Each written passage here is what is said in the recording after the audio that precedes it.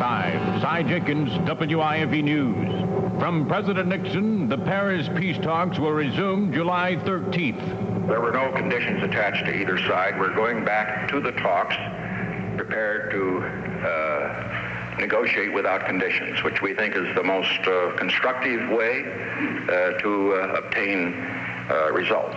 The president spoke last night at his first broadcast news conference in a year. He said if things go right, the war could be over by January 20th. He also said, the situation in Vietnam has been completely turned around.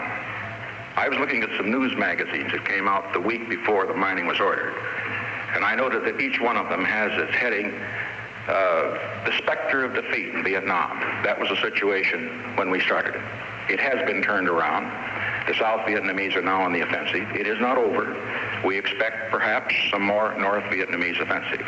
But I believe that now the ability of the South Vietnamese to defend themselves on the ground with the support that we give them in the air has been demonstrated. In the war today, American B-52 bombers have pounded communist troop concentrations within 4 miles of Quang Tri City, backing up a 2-day South Vietnamese drive to retake the occupied city and province. The big bombers also dropped 300 tons of explosives about 20 miles around the North Vietnamese port city of Dong Hoi. Another killing in our city overnight. Dick Manilow Shane has the crime file. The Indianapolis Police Department reported a young boy, Daniel Taylor, 2829 Adams, died late last night of gunshot wounds. Under arrest is 61-year-old Andrew Griffin. City police reported 2 holdups, one at a carryout establishment at 240 East 21st Street and another at a service station at 121 West 38.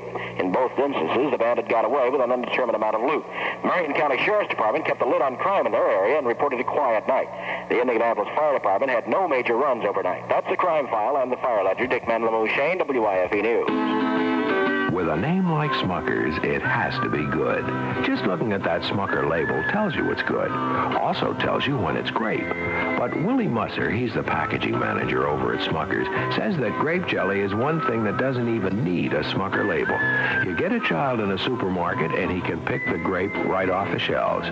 Of course, at Smucker's, we use only the best grapes grown. Make them the old-fashioned way. No artificial flavors, no preservatives. So you look for Smucker grape jelly. And look at the label, too, because if you do, you'll make Elfie Breitenstein and Iris Bootser very happy. They're the ladies who put the labels on the jars. Good Smucker jars. With a name like Smucker's, you know it has to be good. It has to be good. An investigation today into the fatal shooting yesterday afternoon of a 13-year-old North Side girl, Joyce McCary, by a city policeman. Authorities say the patrolman, Charles Sparks, fired his shotgun at a vicious dog. It hit the dog, but the blast also penetrated a garage, striking the girl. A 15-year-old eyewitness, Tony Phillips, told us, we was all sitting out there in the alley, and we was up there talking. And so he took and shot the dog in the mouth, and the dog took off running. And so we was just up there talking. We thought a pop came out of the can. Policeman shot the dog. Yeah, and so then the dog took off running through the bushes, and he took it. I think he seen it, because I know it was a big old because we seen it, and he still shot through the bushes and hit her. And then we went out there, and then when she fell to the grass, when he started saying, oh, Lord, like, Lord, go help him. He seen her shooter. We asked Police Homicide Chief Robert Green if the officer knew of any children in the area. I can't make that kind of statement. If I were here and present at the time, yes, I'd answer it for you. At the time I wasn't here, I don't know.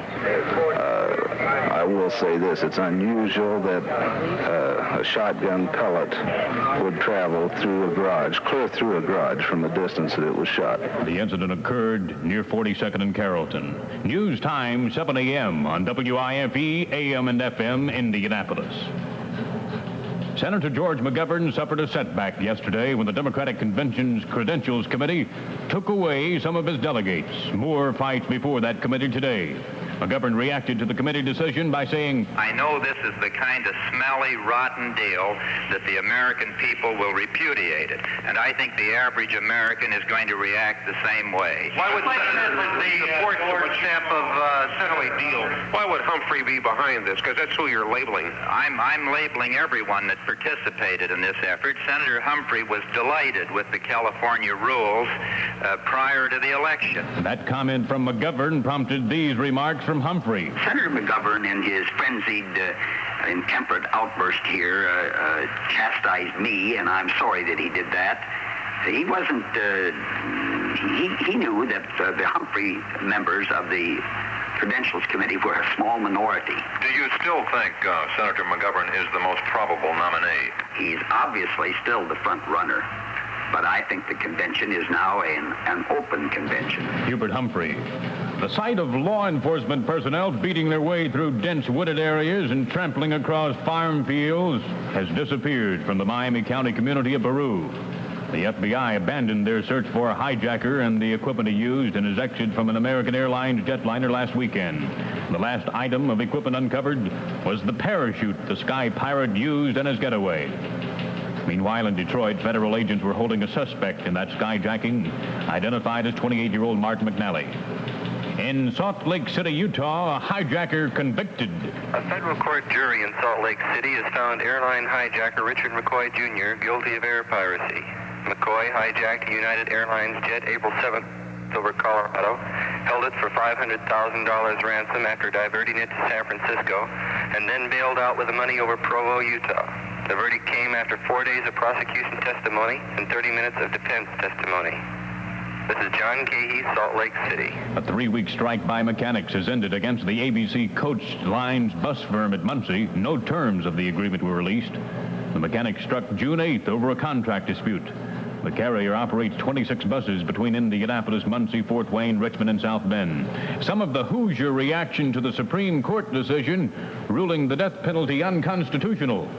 Senator Birch Bayh said, I think it's important for us to look at the alternatives to the death penalty now that the Supreme Court has written this decision. And what is the most disturbing are the heinous crimes that are committed, even in those states that presently do not have a death penalty. And you find someone who has committed a terrible murder, then paroled after a few short years. I think you can get around this by saying once somebody has committed a terrible crime, you can put them in life, in prison for life without any parole, so that they're going to stay there, not be right out on the streets again. Birch Bayh. State Corrections Commissioner Robert Heine said, I guess I was somewhat expecting this in light of the recent trends in reference to corrections, the decisions of other states, the California Supreme Court ruling on it, and I felt that the constitutionality, the matter of cruel and unusual punishment is one that's been discussed in many courts in recent years in reference to corrections, so I guess I'm not too surprised at the decision. Some 9 prisoners on death row in Indiana were affected by yesterday's ruling.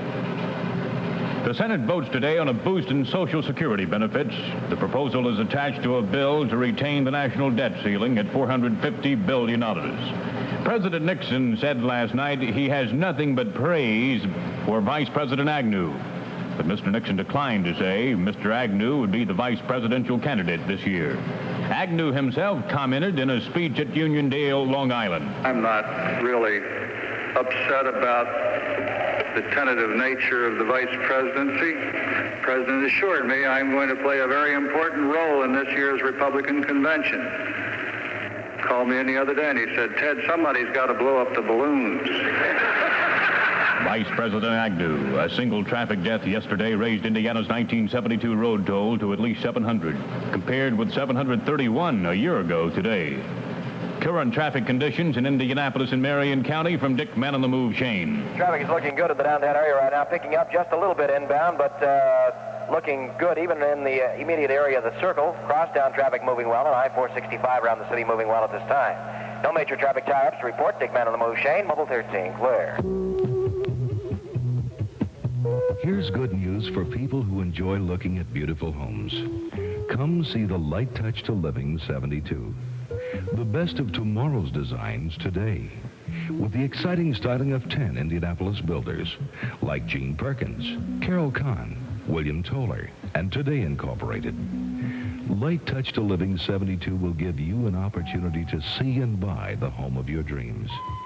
See how clean electric power can work for you with electric range islands, electric grills, dishwashers, trash mashers, beautiful lighting effects, cosmetic appliances, and many other outstanding features. 10 totally outstanding electric homes for you to see and buy in Meridian Woods Park, south of Indianapolis, just off Route 31 and Southport Road. Light touch to living 72. Discover why we say that tomorrow, everything will be clean and electric. Indianapolis weather, partly cloudy and warm, high 82, currently 66. This is Jenkins, WIFE News.